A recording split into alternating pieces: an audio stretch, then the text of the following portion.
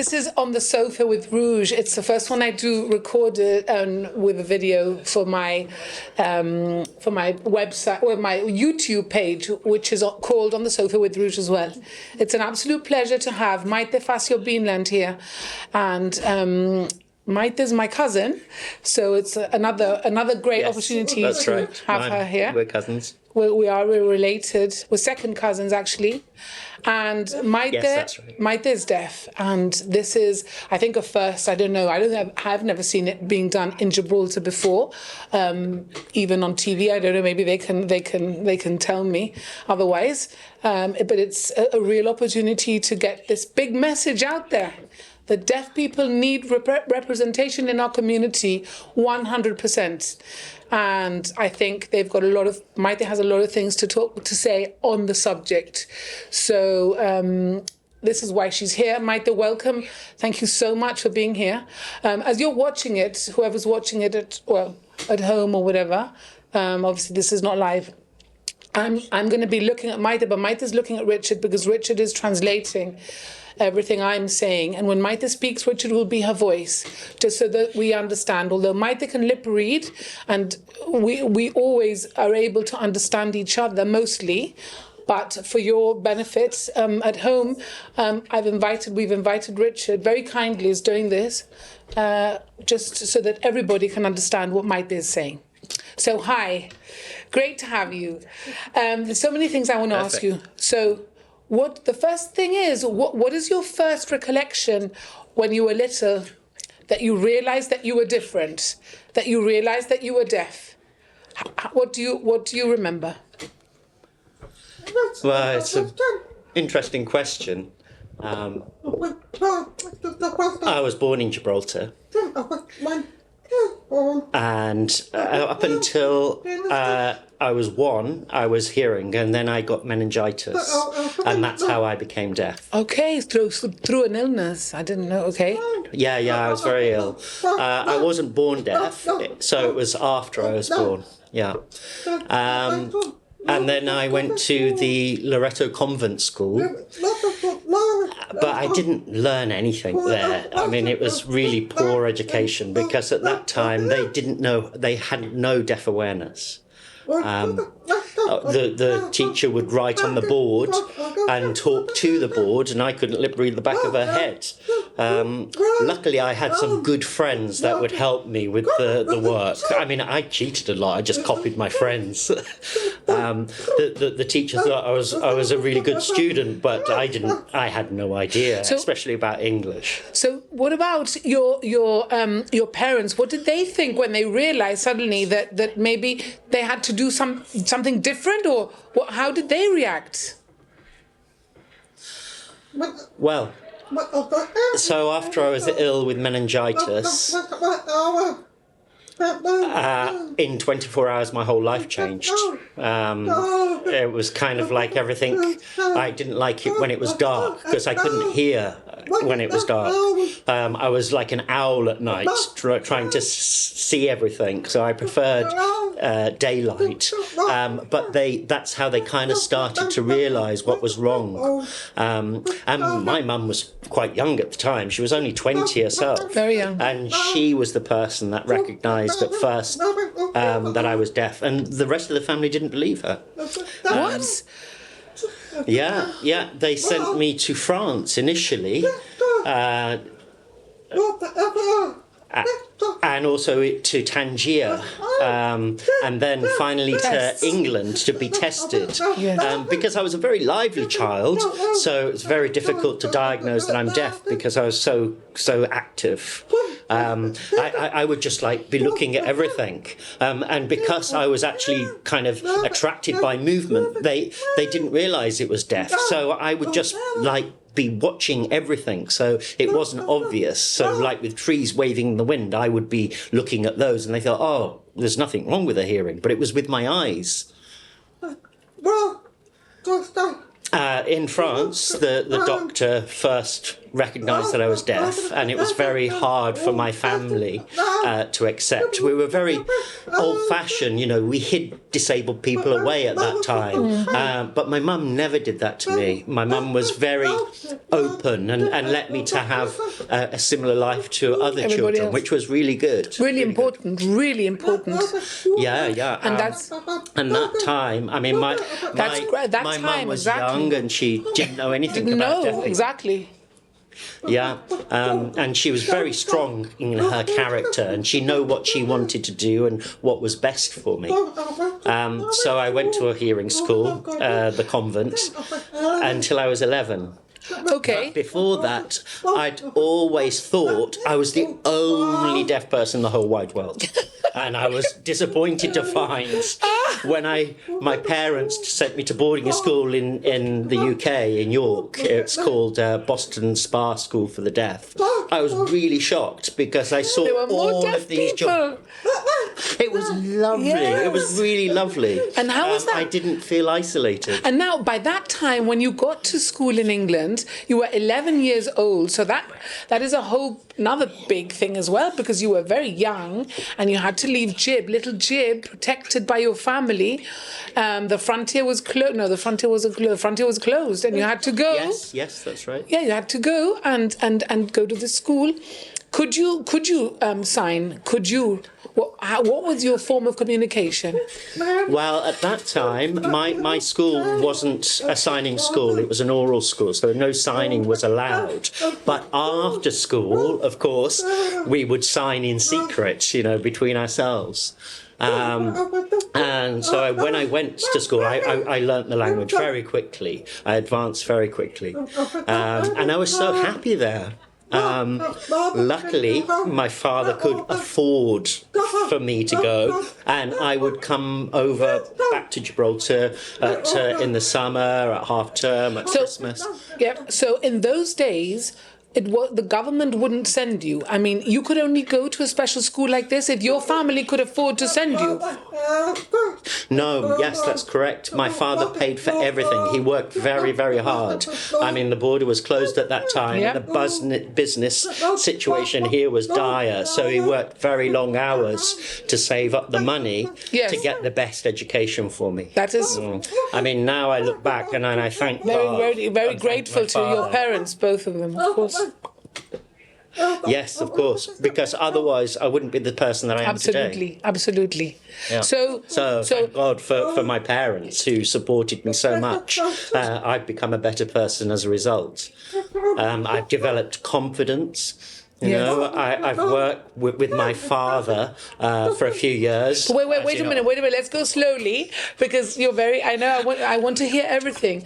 But I want to go stage by stage so we understand the process of how you, for example, you weren't allowed to sign in school, you said, but... Yeah, you were, so it was learning what? Lip reading? How did you communicate with with your deaf friends?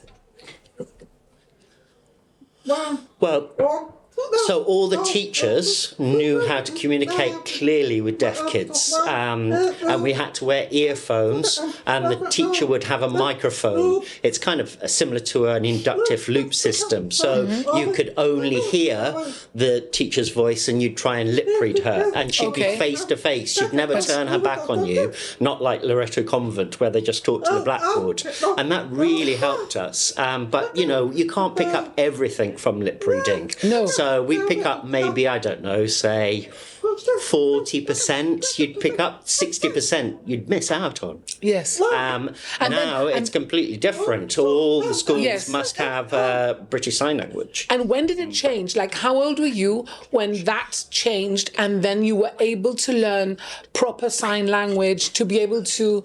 Must have opened a whole new world for you. Well, so I knew they had British Sign Language, but I didn't have the vocabulary. I didn't know signing when I first got there until I was about 1980, I think it would have been, when BSL started becoming more accepted and people became more knowledgeable about it. It used to be like kind of a secret thing, a deaf community where we just use that language. It wasn't in the hearing world. But since then it's become more exposed. And we've got a BSL Act now in the UK, and the same we have in Gibraltar just last year. There's a British Deaf Association. So a BSL Act, so explain what that means, please. It's a legal thing to... Yes, it's legal recognition of the language, and it's a big breakthrough for deaf people. So, you know, you can have an interpreter or you signing at work, or it's been really important that our language, language and culture has been recognised. Of course, and representation. But what does it mean? Our identity. Sorry. What does it mean? I mean, I know it's a huge breakthrough, but does it mean that people have to, when they employ you, somebody has to be able to have this BSL training? How does it affect, you going for a job, for example, or applying for anything? How does it affect? Here? Well, it's a great problem. It's really difficult. Nigh and impossible. I mean, that's why we're still GITA, Gibraltar Hearing Issues and Tinnitus Association, are still fighting the government to provide proper interpreting services for deaf people. So whether or not they're going for a job or whatever, or so that they can have... any job that you do, that they do provide an interpreting service for meetings or to communicate with other people. That's what we're still fighting, because then it's much easier for deaf people and then would feel equal and comfortable to hearing people. So let me get to the point. Sorry, let me get to the point. I keep saying, I don't want to interrupt. That's fine. You finish your studies in England, and you're 18 years old. And are you able to go to university? Would you have had that opportunity? I could have, yes. Well, I wanted to go to college. I wanted to learn more secretarial skills. But unfortunately, my father didn't want me to go away from home again. So I came back here and worked with my father. And then you worked with your father, right, in the family business. Okay. And yes, my Uncle Albert as well. How did you find that, coming back to Gib after being in England with lots of people the same as you who understood you, and then you're back in Gib with people who don't understand you, because you have no deaf friends here in Gib, I suppose. I don't know.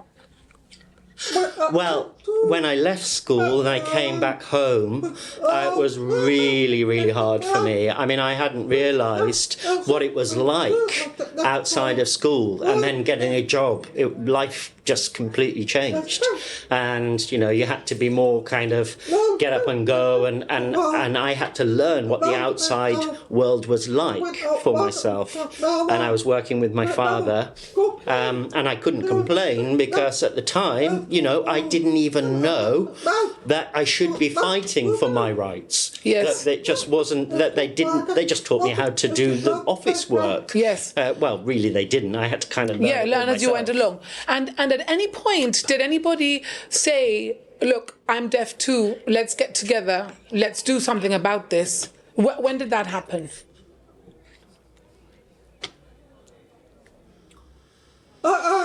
Well, I have just two friends. In Gib? Yes, in Gibraltar. But then they actually went back to the UK and stayed there. And when I came back to Gibraltar, I went to UK, they were here, and when I came back, I saw them, but not very often. And I was older than them, so, so we're very good friends now, and I see them. Okay.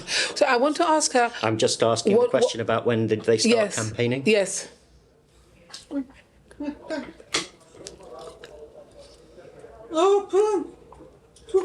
I think April.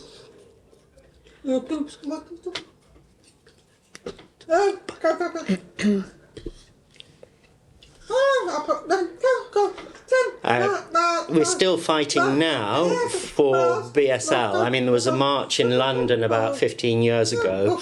We didn't have anything here, of course. She was referencing earlier the BSL Act, which came into force last year. But we were trying in Gibraltar to raise the profile of BSL, and we were campaigning to the government to provide the BSL Act, the same as they had in the UK, and we were successful in that.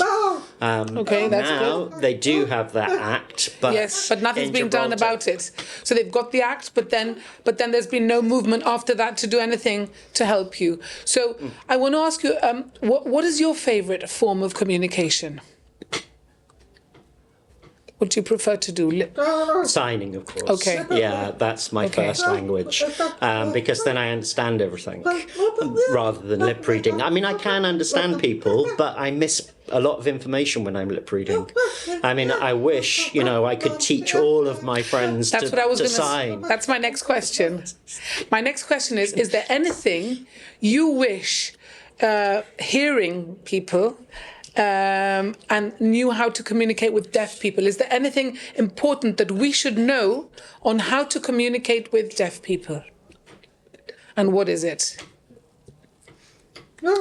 Well, it's really important. I want government to put a GCSE in BSL in every school, because then all the kids can learn. Yeah. The same as a foreign language. They have those. You know, we have Spanish, Italian, French. We can have BSL now. That really good idea. excellent. Excellent idea. So that would be, in future they could become a teacher or a nurse or a doctor or a banker, an accountant, or even an interpreter. That would be excellent for Gibraltar. That's my dream aim. Okay, that's like your goal. Now, how do you put pressure on the government? Do you have regular meetings with them as a committee? Are you part of the committee? Yes, I am part of GITA's committee. Okay. I'm a committee member. Okay. Yes, well, member and committee member. Okay. And we've been fighting for that, but there's still a long way to go. Okay. What are the biggest challenges that you face every day?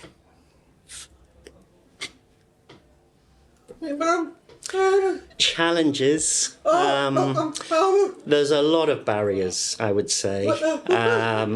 It's all to do with communication. Some hearing people are quite frightened of me. They think, "Where are you from?" They think like I come out of a UFO or something, like because of my voice. They're like surprised by my voice, or I'm like an alien.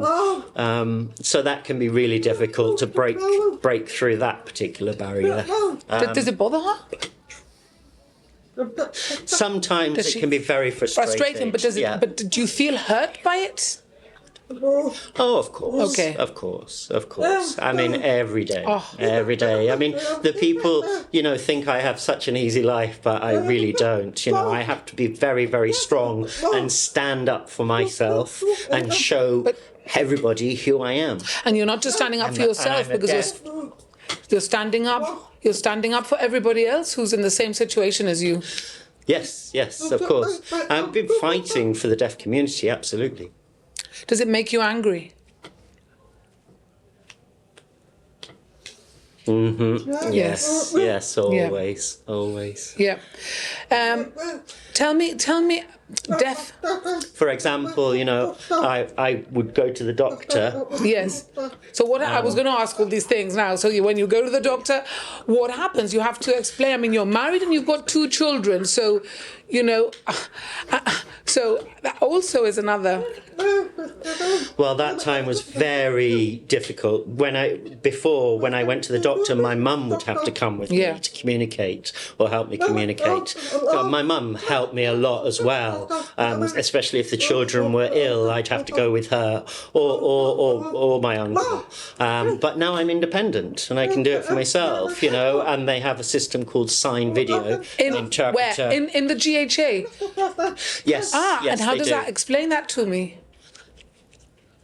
Well, for example, I would be here and the doctor would be sitting at their desk, and we'd have a screen, a computer screen with a camera, and on screen you'd have a live interpreter, remotely based, and I can sign to them, and then they would do the voice over the doctor, and when the doctor speaks, they would sign for me.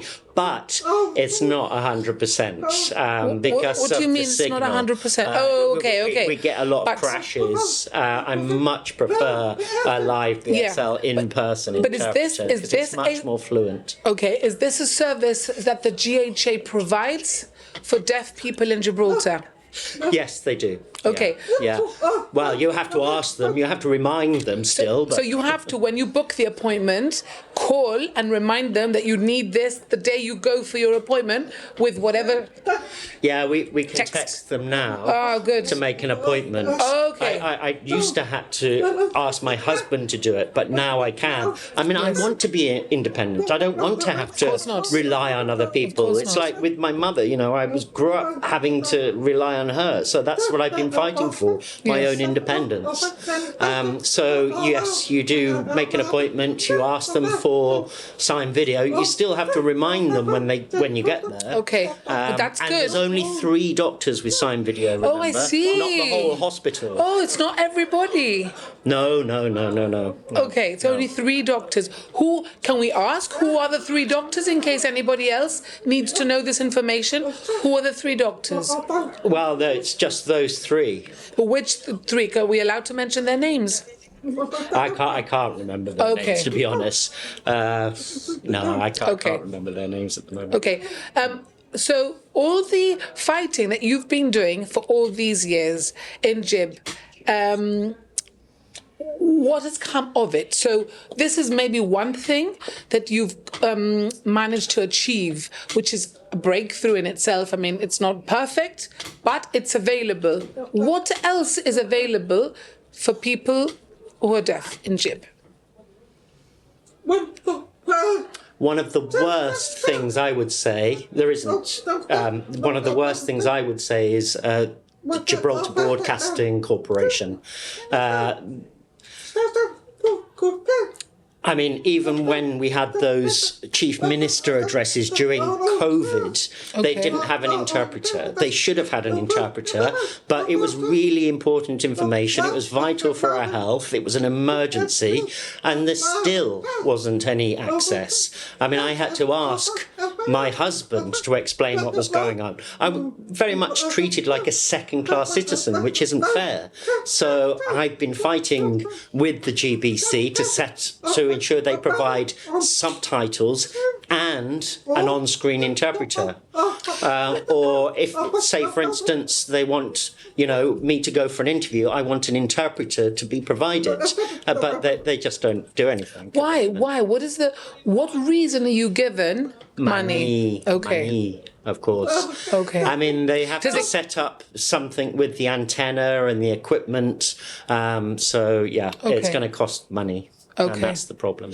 And does the money that the charity have, can that help with doing that? No, it would be far too expensive. Okay, because the reason I ask is because I've spoken to other charities, and there are already, for example, the breast cancer support group, who I'm quite close to. They raise money, and when the government provides certain services, but to enhance the services, they pay for nurses to be trained, for certain equipment, then they buy the equipment. So that's why I've asked you that question, to find out whether, as Gita, you can pay for things, to make things better, to enhance what's there.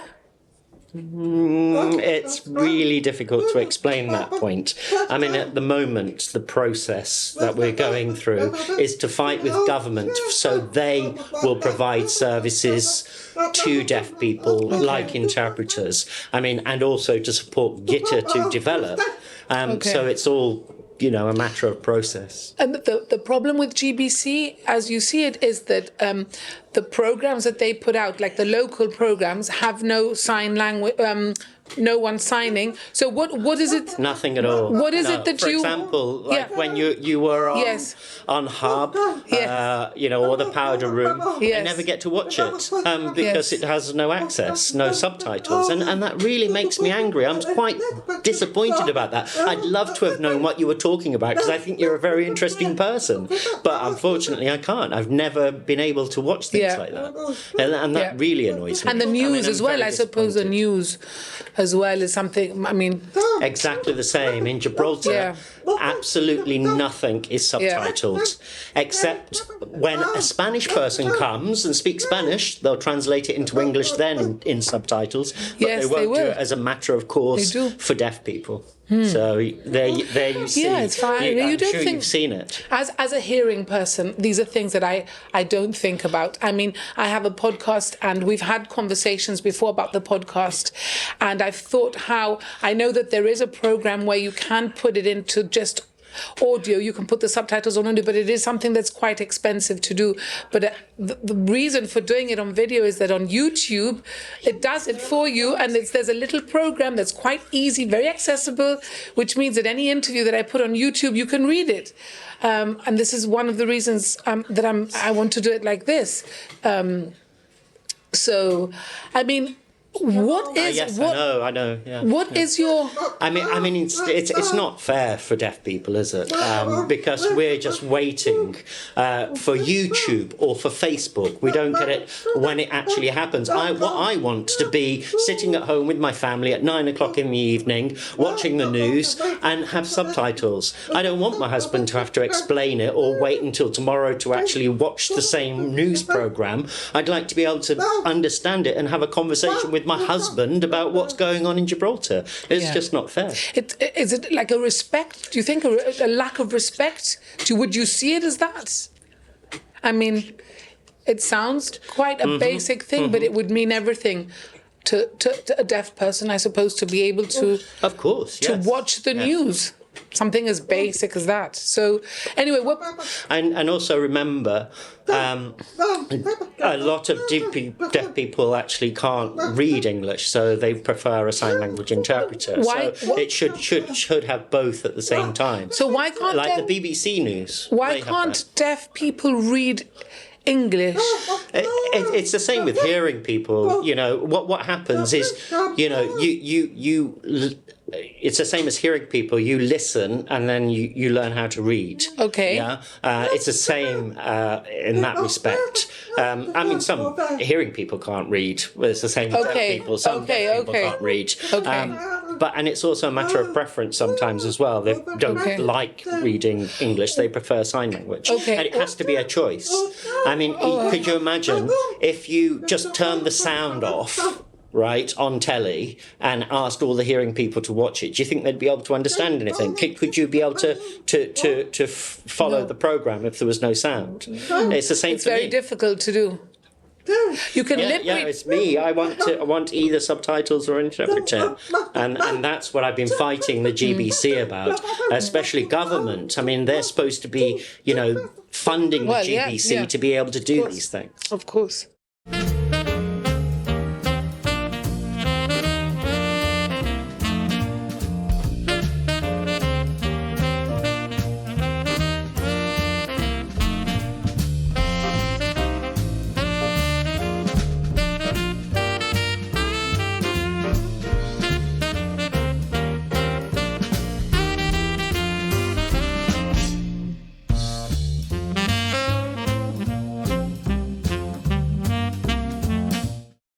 So, tell me, what's it like having Richard here and Richard being able to translate? It's fantastic. And how many people like Richard are there here in Gib? Just one. What? No. What? Yeah, if you want to book an interpreter, you'd have to bring them from the UK and wait 2 weeks. But is that because I mean I don't know much about it, but I was talking to Richard yesterday. He explained that you have different levels. You have people who are level 2, and Richard is level 6. Now, what does it take to become a level 6 interpreter? Well, Richard's a fully qualified interpreter. Okay. But there's no one. How can there be no one else in Jib like you? What you have to do is go on a course. You do level 1, level 2, level 3, and then you go up to level 6, which is interpreter training, and that's how you become qualified. And we must have fully qualified interpreters here. It's very important for our communication. If they're not qualified, there's a great risk things will go wrong. And how many deaf people are there in Jib? Nobody in Gibraltar wanted to, become an interpreter. That's the problem. I mean, thank God we've got him. We're grateful just to have Richard. Why don't people want to become interpreters? What is the reason? I think because they're not aware. The government hasn't done anything to encourage people to become interpreters. That's why we fought for the BSL Act, and now we're trying to actually fight to have them put some services. That's why we want a GCSE in the curriculum, so that children at least now can start learning, and when they leave school, they can think about wanting to become an interpreter and choose that as a university course. It's to encourage them. Okay, I want to ask you something. So if a child is born deaf now and goes to mainstream school, what is in place that was different from when you were a child now? Well, it's very different from my time. Now it's much easier when a child's born deaf. They're tested immediately, and the doctor can then decide. And what they do is they use cochlear implants. Okay. But would that cure? I mean, would that cure deafness? And then they go to a mainstream school. I mean, of course, they're still deaf, but it means they can hear better and they can hear speech better. I mean, I don't know. I haven't had one. So I remember my father offering that I had an implant. And I said, well, no, it's like I accept who I am. I'm happy as who I am. I can't ask for more. I wouldn't ask for more. My father was quite disappointed that I didn't want one. But I was like, no, I'm happy as I am. But they had to respect your decision. Yes, thank you. Yes. And what has been for you the biggest challenge for you as a mother, as a wife, even now that your children are grown up, and what is the biggest challenge? For example, if you need to call somebody. Oh, I'm very proud of my kids. Yes, they've done really well. Oh, yes, my children are absolutely fantastic. And likewise, my husband. I mean, they've been very supportive when I ask, very rare will they say no. So they've been very helpful, especially my daughter. She's very, very helpful. I mean, of course, my whole family is. But I was lucky, to have my family around me. And my brother and sister as well have helped me a lot. Yes. They're always there for me anytime I call. So my it's very important. Support. The support that your family gives. And my friends as well. I've got a lot of good friends. They'll make appointments for me at restaurants or for holidays and things like that. Course. So what do you do if you need to call? For example, like a very silly thing. How does she call her mum in the morning to say, "Hi, mum," because her mum's getting on? Whatever. How are you feeling today? How does she do that? Text messaging. Texting has changed. Yeah. Yes. Technology. Thank God for technology. And thank God your mum understands text, because my mother doesn't text. So I have to call her. Yeah, she's the other generation that's too old now to really learn how to text. Good. So your mum can text. At least you can text each other. So text messaging, the mobile phone was a huge game changer. Oh, a huge change for the deaf community, absolutely, yes. Yeah. I mean, we use WhatsApp, and we've also got FaceTime as well, so we can do video chat and we can sign to each other through the telephone. That's fantastic. Which is amazing. Absolutely. So you keep up with all your friends from school. So I want to ask you. Yes. Talking about your friends from school, last year you appeared outside. Was it the Tower of London, in a mosaic thing? There was a photo of you in London. Tell me about that. Oh yes, so I mean it's a small world, the deaf community, because Stephen is a photographer. He's deaf. His wife, who's also deaf, her name's Emma. She went to school with me, and Stephen was born in Gibraltar himself. Oh, okay. But his father was in the Navy, you see. Okay. Yeah. So one day he just asked me if he could take my photo in Gibraltar for an mosaic. It's an exhibition called Mosaic. So they wanted a picture of me in Gibraltar to be in that display. And it was in City Lit in London, a college, near King's Cross. That's right, near King's Cross. Yes, and so many people have asked me about that. Yeah. I mean, it was great to show Gibraltar in a good light. I'm quite proud of that. Absolutely, I'm sure. You should be very proud anyway, Maite. Yeah, I wish my father could have seen it. Maybe he's looking down from Of course he is. Of course he is, for sure. What are your hobbies? How do you relax?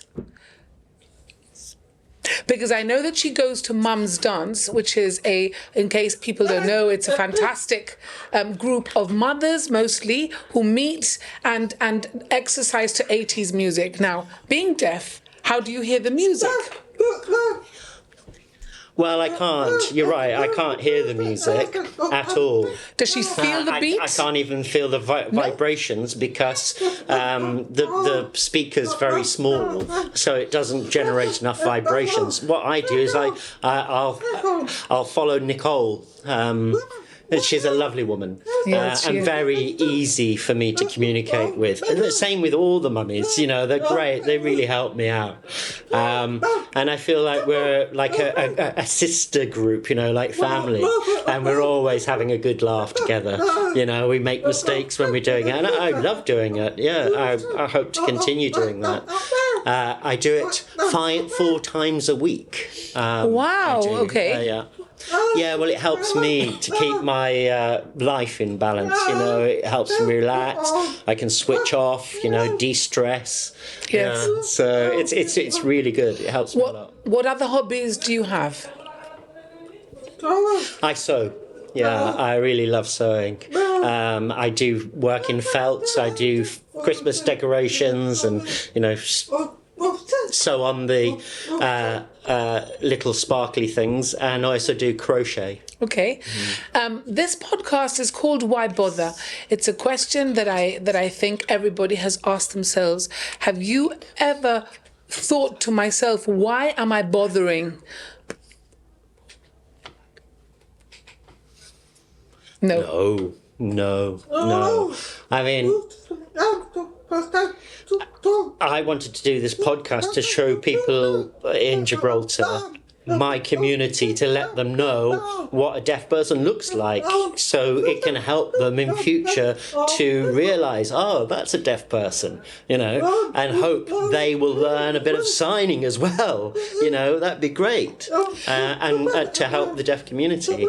And it'd be really great if members of the community could learn some sign language. I saw a thing on Facebook trying to teach people to learn sign language. And how to at least start with your name to raise awareness for the charity, and they were teaching you how to do the letters so you could sign your name. Can't people go like further than that to really get somebody or to train as an interpreter?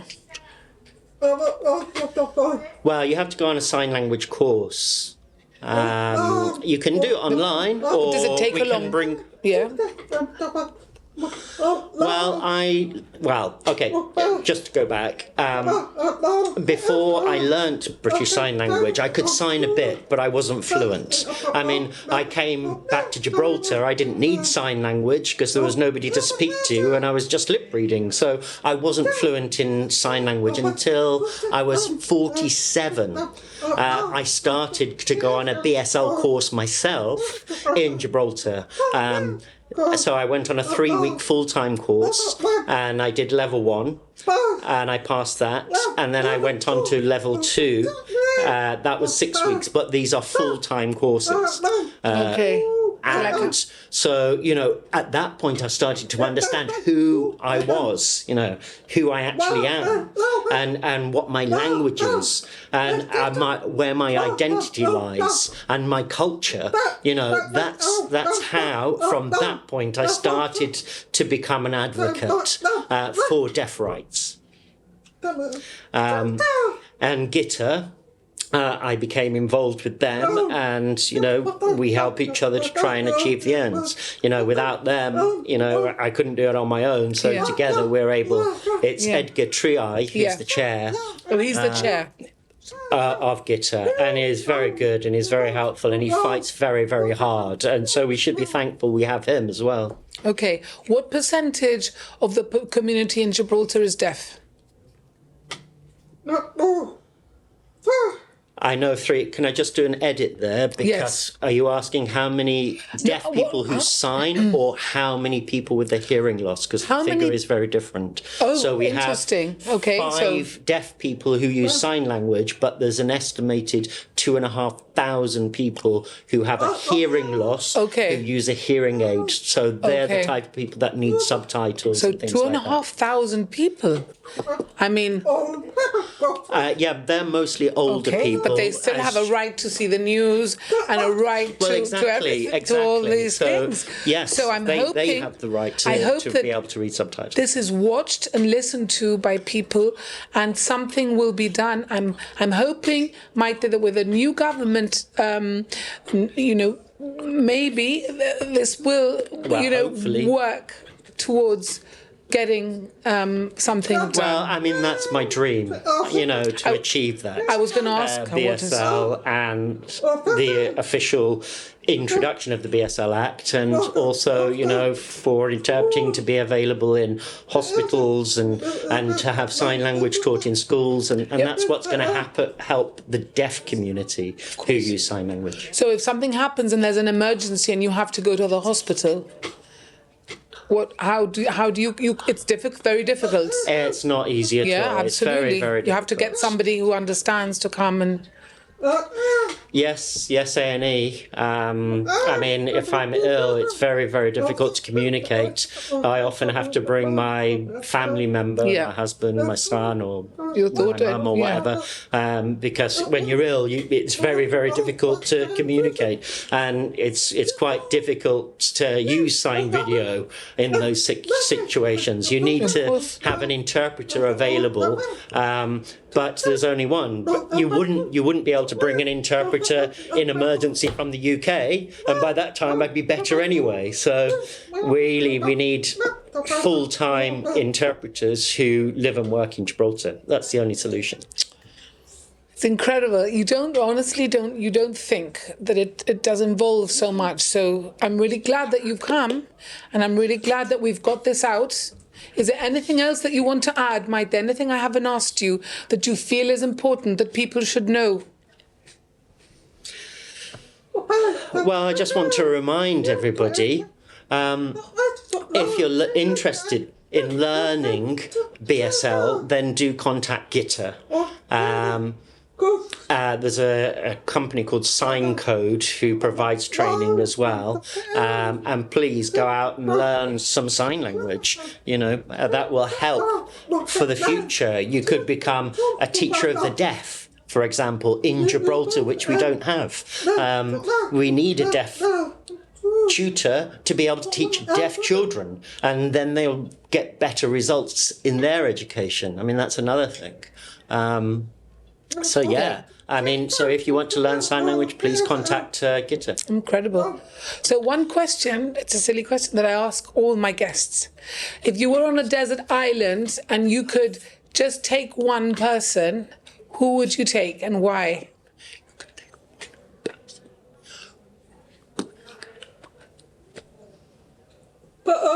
My husband, of course. Good answer, right answer. Yes. Yes, of course. How long have you been married? Yes, I can't live without my husband. Of course. And he's 35 years. Yeah, and what is another question that I should have asked you, really? Who's been very inspirational for you during your life? Who has inspired you to carry on fighting, to achieve everything you've achieved, Maite?